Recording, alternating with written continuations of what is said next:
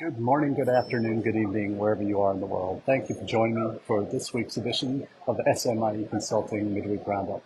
I'm your host, Marty Bennett, and today on the Roundup, we're coming to you live from the AIRC conference, their annual event this year in Phoenix, Arizona.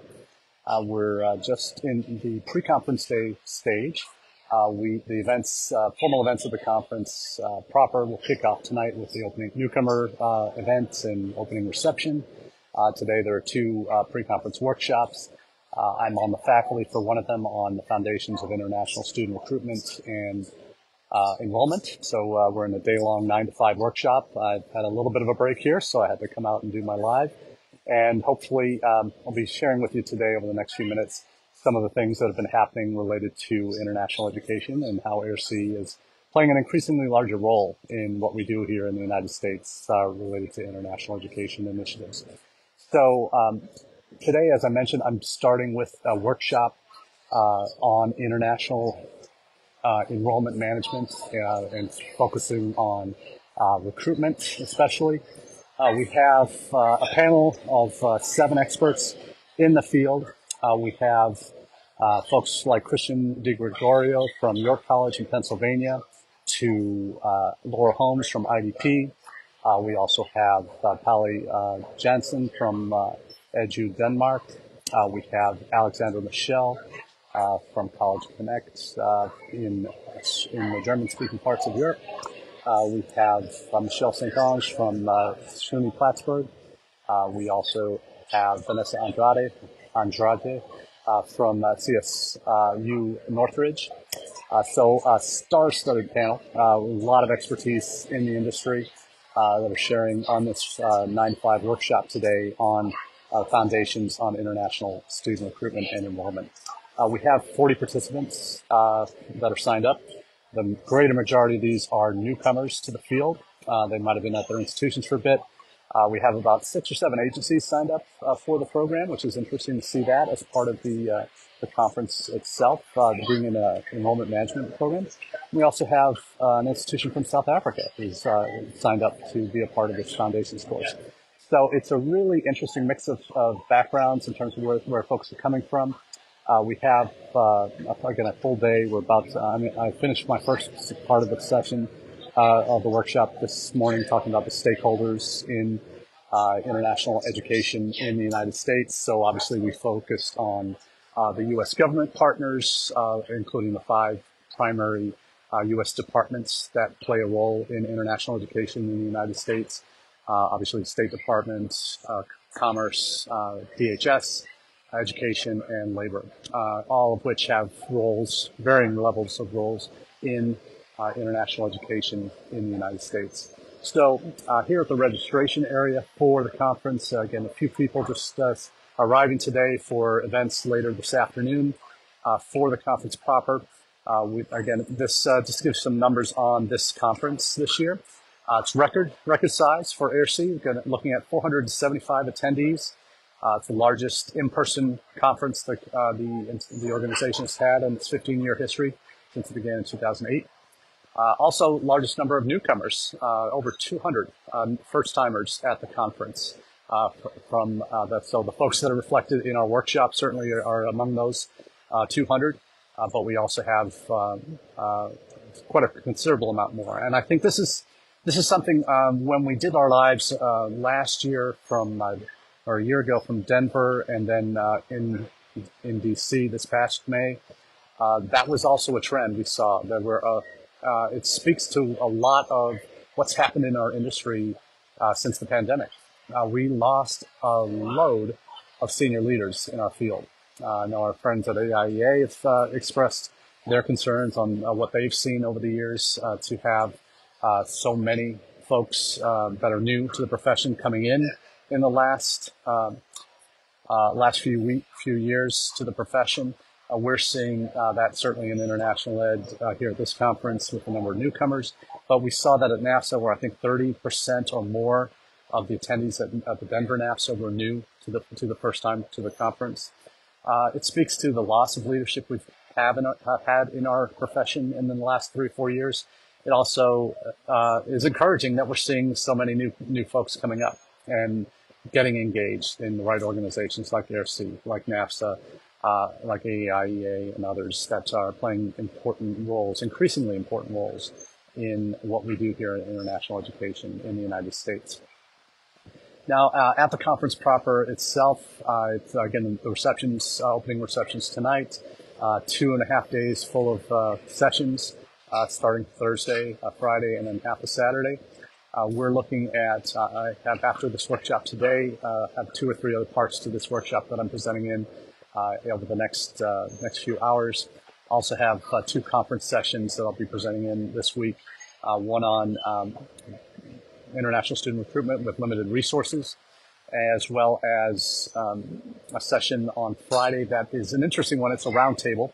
I was asked to contribute a chapter to an upcoming book on called "Talent is Everywhere, Opportunities Are Not," talking about one of the many different aspects of international enrollment management related to recruitment, and we talk in the book about the entry points that students have and universities have that should be going after that maybe they're not as part of their overall recruitment strategies, that there are many more potential entry points than the traditional degree-seeking students that we often focus on. That's where the dollars are really in the end.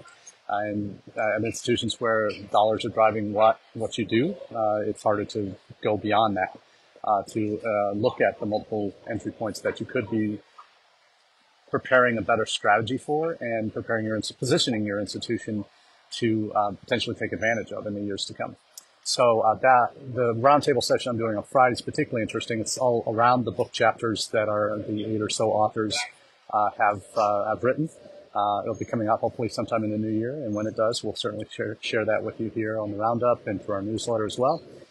We are very fortunate in that the book chapters are also part of this conference session. Mine is focusing on my 6 Ps of strategic international enrollment management. I'll be sharing bits of that in the workshop today, and as well at that specifically on the 6 Ps that's my chapter of the book that'll be coming out sometime in 2024. So we're really looking forward to that session. The 8 of us that are presenting and the main book authors and editors. That'll be Friday afternoon. So very active next 3-4 days here before heading back to the home office in Ohio. Again, for those that are new to the Roundup, my primary role is as Director of Global Recruitment and Partnerships at the University of Nevada, Las Vegas. They're sponsoring me to come to this event. I've been on staff with them for over 1.5 years now, and I'm leading the global recruitment efforts and developing a strategic plan that's based on the 6 Ps that will be leading us forward in terms of how we approach international enrollment management at the university. So it's not just bringing students in the front door. It's about managing them throughout their time at the university and making them become successful graduates and alumni of the university. So that's the focus of what we'll be talking about during the session on Friday. But certainly wanted to share that with you in case you are coming, and I'll be sharing out the presentations on LinkedIn as well as in our newsletter and through SlideShare. So if you're looking for me on there, slideshare.net, Marty Bennett, you can search for my presentations in the next week or so when those are done.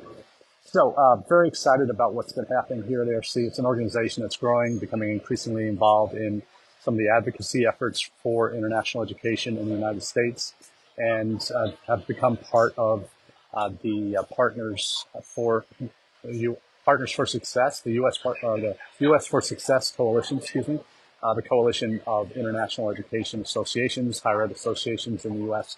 that are becoming much more active in rallying and advocating for the kind of change we really need to get the United States to a position where it has a unified international education strategy for the country. And there's been this joint statement in support of international education that the major players, government agencies signed on to a couple of years ago. And really hasn't done anything groundbreaking in terms of change other than getting each of those departments focused on international ed as part of their mission. Some have it as much more of a natural focus than others. But each of their agencies, state, commerce, education, Homeland Security and Labor have very different missions related to international ed, and it's about getting everybody on the same page and advocating for the kind of structural change to our systems, regulatory changes to immigration policy that need to happen to really allow us to go to the next level, frankly, with international students and study abroad here in the United States that we can't do within the existing structures of the U.S. government at the federal level, which holds back why, with our ability to really do what Canada's done in the last 10 years, to triple their international enrollments, to do what UK and Australia do in having defined international education policies, to have what they call international education champions that are cabinet level, government level positions that coordinate efforts across multiple areas of government. So that's a role that AIRC is becoming more actively engaged in. Certainly very excited about what that means for the future for international ed in the United States in that U.S. for Success Coalition. That's a particular focus here at the conference. Looking forward to having the conversations with our current agency partners, some of our other service providers that we work with or are planning to work with in the coming years. So there's a real energy around this conference that I haven't seen in a while. So I really see the future to be quite bright for AIRC in terms of the participation of new agencies in the field that are coming in online for this organization. And we'll certainly keep you in the loop as to what happens in the newsletter next week. So if you're not already subscribed to our SMIE consulting newsletter, it's called All the SMIE News Fit to Share. That comes out Mondays. If you want an email version, you can go to smieconsulting.org/subscribe. Scroll down and enter your details to get on the email newsletter, which comes out Monday at 9 a.m. Eastern. If you prefer via LinkedIn, just search for All the SMIE News Fit to Share on LinkedIn, and you'll be able to subscribe to the newsletter there. Between the two versions of the newsletter, we're proud to say we have over 1,500 subscribers, international educators that are making our content a regular part of their weekly international edification. So that LinkedIn version comes out about half hour earlier than the email version in case you are an early riser and want to get your content in a digestible format all at once a bit earlier than normal.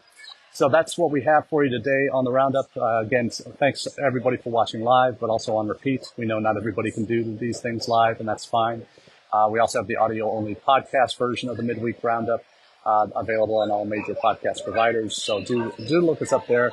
Our Podbean account has over 3,100 now downloads, so we're very excited about these live chats becoming audio-only versions of your podcast listening habits. So thanks again for being here, and wish you all the very best in the weeks and months to come. Cheers.